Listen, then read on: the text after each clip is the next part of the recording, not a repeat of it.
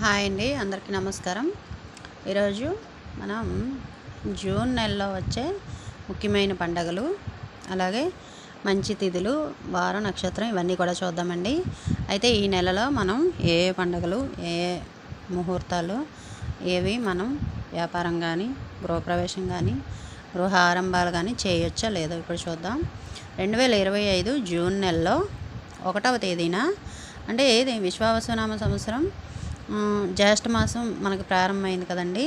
అయితే 1వ తేదీన షష్ఠి ఆ రోజు మనం ఉపనయనం ముహూర్తం అయితే ఉంది. షష్ఠి రాత్రి 12 గంటల 2 నిమిషాల వరకు కూడా ఉంటుంది.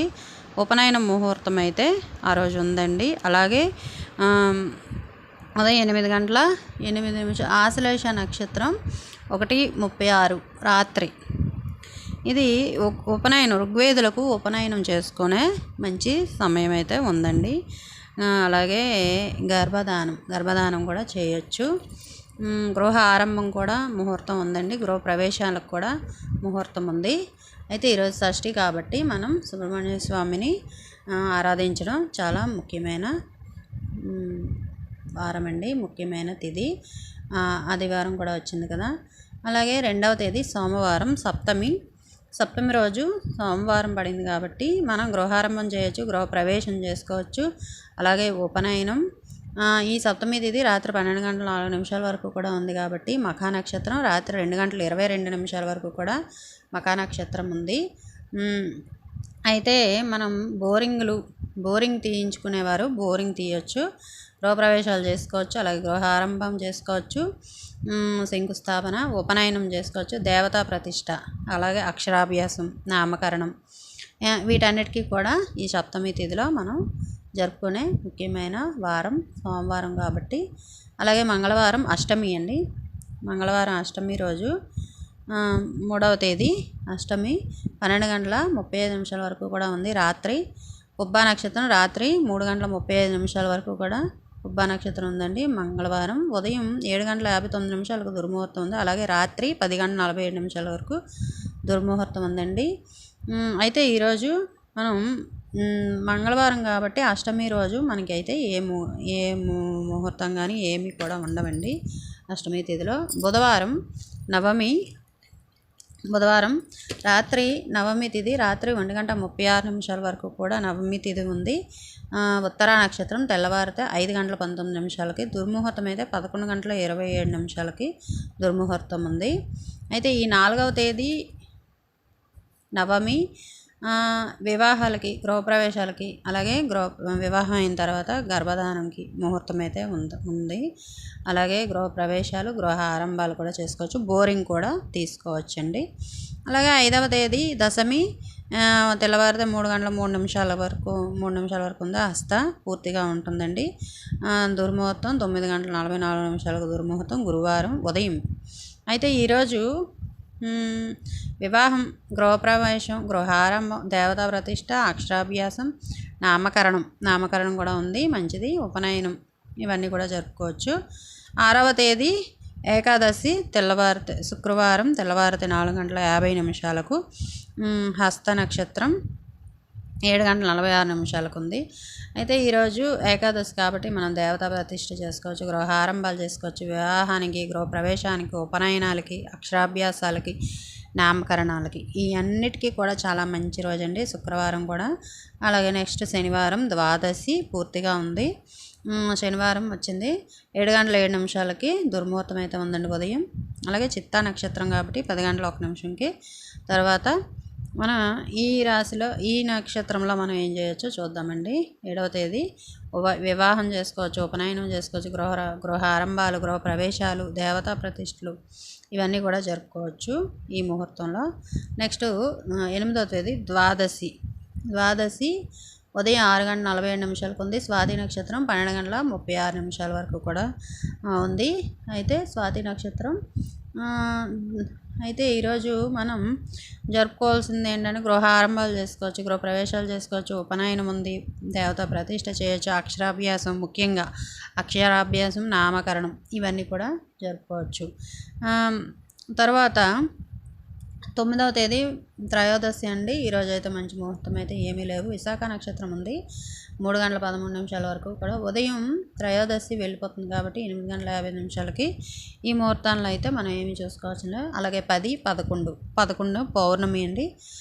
పౌర్ణమి తిది 12 గంటల 12 నిమిషాలకు జ్యేష్ఠ నక్షత్రంతో రాత్రి 7 గంటల 48 నిమిషాలకి పౌర్ణమి. అయితే 12 గంటల 12 నిమిషాల నుండి కూడా ఉంది కదా పౌర్ణమి. 12వ తేదీనే బహుళ పాడ్యమి గురువారం మూలా నక్షత్రం అండి. మూలా నక్షత్రం అన్నప్రాసన చేయొచ్చు, ఊయల్లో వేసుకోవచ్చు, అలాగే సాధారణ పనులు అయితే జరుపుకోవచ్చు మూలా నక్షత్రం. అలాగే 13వ తేదీ విధియ, సాధారణ పనులు జరుపుకోవచ్చు. 14 తదియ 2 గంటల 32 నిమిషాలకి ఉత్తరాషాఢ నక్షత్రం రాత్రి 11 గంటల 32 నిమిషాలకు ఉంది. అయితే శనివారం ఉత్తరాషాఢ అన్నప్రాసన చేసుకోవచ్చండి, సీమంతం చేసుకోవచ్చు, ఊయల్లో వేసుకోవచ్చు, అద్దె ఇల్లు మారుటకు మంచిది, సాధారణ పనులు జరుపుకోవచ్చు. చవితి 15 ఆదివారం అండి. 2 గంటల 15 నిమిషాలకు చవితి. అన్నప్రాసన, శ్రీమంతం, ఊయల, అద్దె ఇల్లులు మారుట ఇలాంటివి జరుపుకోవచ్చు, సాధారణ పనులన్నీ జరుపుకోవచ్చు. పంచమి 1 గంట 31 మధ్యాహ్నం ధనిష్ట నక్షత్రం అండి. 11:37 నిమిషాలకు రాత్రి. అయితే వర్జ్యం లేదు. అయితే ఈరోజు అన్నప్రాసన చేసుకోవచ్చు, సీమంతం చేసుకోవచ్చు, ఊయల్లో, ఇల్లు మారుటకు, భూమి రిజిస్ట్రేషన్లకి బాగుంది ఈ నక్షత్రంలో. 17 షష్ఠి. ఈ షష్ఠి ముహూర్తం ఇది 17వ తేదీ షష్ఠి అండి. 12 గంటల 16 నిమిషాలకు. అలాగే శతభిష నక్షత్రం రాత్రి 10:58 నిమిషాలకు. అయితే ఇది మనకి తెల్లవారితే వర్జ్యం ఉందండి 5 గంటల 6 నిమిషాలకు. సాధారణ పనులు అయితే చేసుకోవచ్చు. 18 సప్తమి ఉదయం 10 గంటల 42 నిమిషాలకి పూర్వభద్ర నక్షత్రం అండి. రాత్రి 9 గంటల 57 నిమిషాల వరకు కూడా ఉంది. శేషంగా వర్జ్యం ఉందైతే 6 గంటల 38 నిమిషాలకు కూడా ఉందండి వర్జ్యము. అయితే మనం సాధారణ పనులు అయితే చేసుకోవచ్చు. 19 అష్టమి రోజు అయితే ఏ పని కూడా మనం మొదలు పెట్టకూడదు. ఉదయం 8 గంటల 46 నిమిషాలకి ఉత్తరాభాద్ర నక్షత్రంతో వచ్చింది. 8 గంటల 42 నిమిషాలకు. వర్జ్యం అయితే 7 గంటల 4 నిమిషాలకి. లగాయత్తు 8 గంటల 35 నిమిషాల వరకు కూడా వర్జ్యం ఉంది. అలాగే సాధారణ పనులు చేసుకోవచ్చు. 20వ తేదీ నవమి ఉదయం 6 గంటల 37 నిమిషాలు. దశమి తెల్లవారితే 4 గంటల 43 నిమిషాలకు. రేవతి నక్షత్రం అండి 7 గంటల 13 నిమిషాలకు. వర్జ్యం అయితే 7 గంటల 57 నిమిషాలు లగాయత్తు. 9 గంటల 27 నిమిషాల వరకు కూడా వర్జ్యం ఉంది. సాధారణ పనులు అయితే చేసుకోవచ్చు. అలాగే ఏకాదశి శనివారం అండి. రాత్రి 1 గంట 48 నిమిషాలకి అశ్విని నక్షత్రం అండి. సాయంత్రం 5 గంటల 35 నిమిషాలకి. అయితే రాహుకాలము ఉంది, వర్జ్యం ఉంది. అలాగే సాధారణ పనులు అయితే జరుపుకోవచ్చు. ద్వాదశి 22వ తేదీ 11 గంటల 19 నిమిషాలకి రాత్రి 11. ఏరువాక పౌర్ణమి కూడా అని కూడా అంటామండి. అయితే 11వ తేదీన పౌర్ణమి. 22వ తేదీ ఆరుద్ర కార్తె మొదలవుతుంది. ద్వాదశి నక్షత్రము రాత్రి 11 గంటల 19 నిమిషాల భరణి. సాధారణ పనులు అయితే చేసుకోవచ్చు. త్రయోదశి 23 అండి. రాత్రి 8 గంటల 35 నిమిషాలకి కృత్తికా నక్షత్రం 2 గంటలకు మధ్యాహ్నం. వర్జ్యం అయితే లేదు. సాధారణ పనులు అయితే జరుపుకోవచ్చు. 24 చతుర్దశి రాత్రి 6 గంటల 39 నిమిషాలకు. రోహిణి నక్షత్రం మధ్యాహ్నం 12 గంటల 48 నిమిషాలకు. సాయంత్రం అయితే వర్జ్యం ఉందండి 6 గంటల 5 నిమిషాల లగాయత్తు. 7 గంటల 37 నిమిషాల వరకు కూడా ఉంది. ఇది మాస శివరాత్రి అండి మనకి. అయితే 25 అమావాస్య మనకి 4 గంటల 35 నిమిషాల వరకు కూడా ఉందండి. మృగశిర నక్షత్రము 11 గంటల 28 నిమిషాలు పగలు. అయితే ఈ 25వ తారీఖున అమావాస్య అయితే ఉంది. వర్జ్యం అయితే 7 గంటల 30 నిమిషాల లగాయత్తు. 9 గంటల 2 నిమిషాల వరకు కూడా ఈ అమావాస్య ఉంది. అలాగే 26వ తేదీ మనకి 26వ తేదీ మధ్యాహ్నం 2 గంటల 48 నిమిషాలకు కూడా మనకి అమావాస్య తిథి అయిపోయిన తర్వాత మొదలవుతుంది. ఈ పాడ్యమి మొదలవుతుంది. అలాగే 27వ తేదీ విధియ 2 గంటల 48 నిమిషాలకు మధ్యాహ్నం. పునర్వసు నక్షత్రం ఉదయం 9 గంటల 42 నిమిషాలకు. వర్జ్యం అయితే ఉందండి 5 గంటల 36 నిమిషాల లగాయత్తు. 7 గంటల 11 నిమిషాలకు.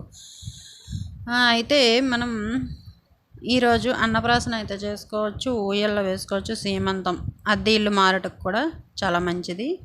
28 శనివారం తదియ 12 గంటల 23 నిమిషాల వరకు కూడా తదియ ఉంది. పుష్యమి నక్షత్రం, అన్నప్రాసం చేసుకోవచ్చు. శ్రీమంతం, ఊయల, అద్దె ఇల్లు మారుటకు కూడా చాలా మంచిది. 29 సాధారణ పనులు అయితే చేసుకోవచ్చండి. చవితి కదా ఈరోజు. 11 గంటల 53 నిమిషాలకు ఆశ్లేష నక్షత్రం, ఉదయం 9 గంటల 34 నిమిషాలకు, వర్జ్యం అయితే 9 గంటల 53 రాత్రి, లగాయతు 11 గంటల 32 నిమిషాల వరకు కూడా ఉందండి వర్జ్యము. ఈరోజు అయితే సాధారణ పనులు అయితే చేసుకోవచ్చు, ఏ ముహూర్తాలు లేవు. అలాగే 30వ తేదీన పంచమి సోమవారం వచ్చిందండి. పగలు 11 గంటల 50 నిమిషాలకి, మఖా నక్షత్రం 10 గంటల 12 నిమిషాలు ఉదయం. సాయంత్రం అయితే వర్జ్యం ఉంది 6 గంటల 35 నిమిషాలకు, లగాయతు 8 గంటల 16 నిమిషాల వరకు కూడా వర్జ్యం ఉంది. అయితే మనం ఈ 30వ తేదీన అయితే అన్నప్రాసం జరుపుకోవచ్చు, ఊయల్లో వేసుకోవచ్చు, సీమంతం, అద్దె ఇల్లు మారుటకు కూడా బాగుంది. సాధారణ పనులు అయితే చేసుకోవచ్చండి. అంతా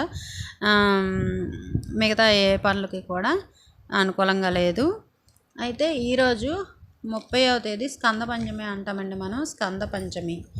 అయితే ఈరోజు మనకి ఈ నెలలో 14వ తేదీన సంకటార చతుర్థి అండి. మనం పౌర్ణమి వెళ్ళిన తర్వాత 3 రోజులకండి మనకి సంకటార చతుర్థి వస్తుంది.